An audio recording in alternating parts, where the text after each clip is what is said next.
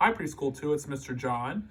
In case you missed our story this morning from our morning meeting, our story today is going to be Curious George Goes to the Hospital.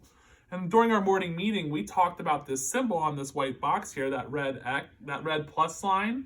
That is a symbol for a hospital or first aid. Like when you get sick, you go inside the box to get something to make you feel better.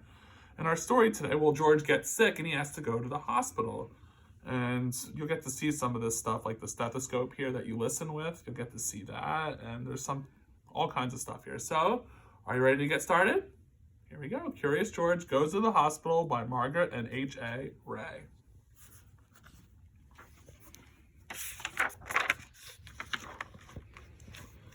This is George. He lived with his friend, the man with the yellow hat. He was a good little monkey, but always curious.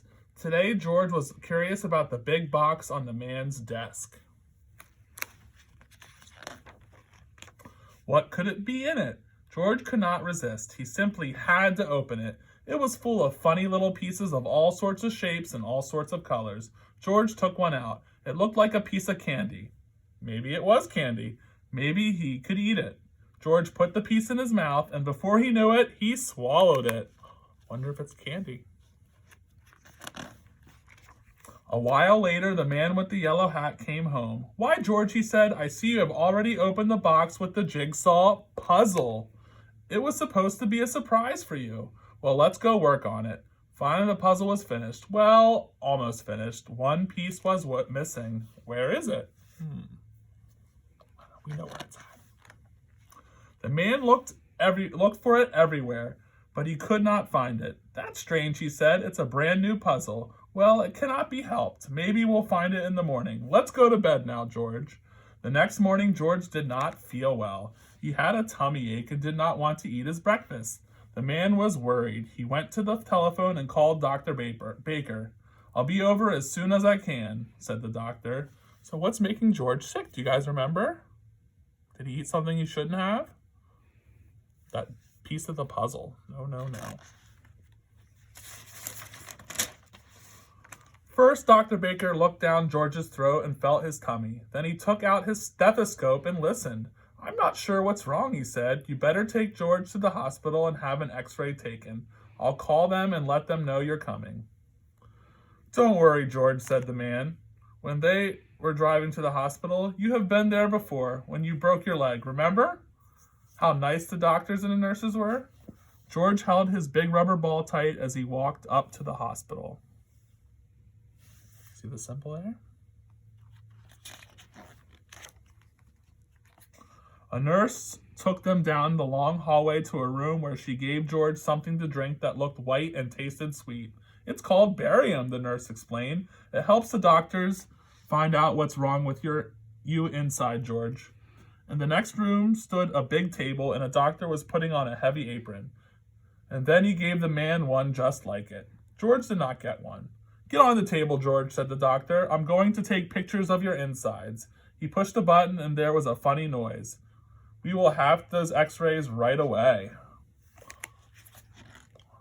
Now, if you look here, friends, you see right there in the x-ray, what is in his stomach there? There's something that he ate he shouldn't have. Do you remember? It's that piece of the puzzle he shouldn't have eaten. That's what's wrong with him. Looks like George will have to stay in the hospital for a couple of days, said the doctor. He will have an operation to take the piece out. George had to wait in the room with other children to be admitted into the hospital.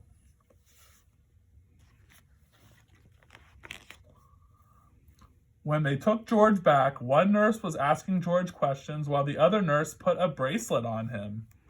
And then another nurse took him to his room.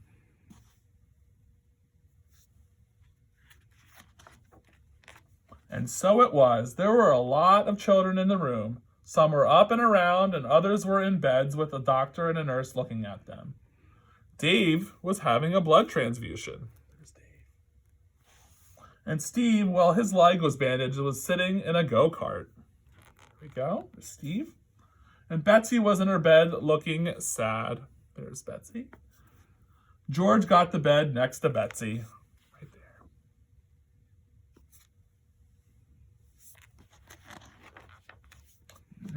Now I have to leave, George, said the man. I will be back first thing in the morning before they take you to the operating room." Then he left. George sat there and cried. But as he promised, the man came back early next morning. Nurses were checking his temperature and blood pressure. One nurse gave him a pill and another a shot. Let's see how Does George look happy about the shot there? He looks kind of scared to me. He is scared. But the shot was not so bad. And that pill was making George very sleepy as he went into the operating room. There, they're taking him. George could see a big table with lots of lights. Doctors and nurses had caps on their heads and masks on their faces. One of the doctors patted George on the head, and he started to fall asleep. And that's where we're going to stop, friends, because I want to see what happens after George falls asleep. Hopefully he makes it through his operation.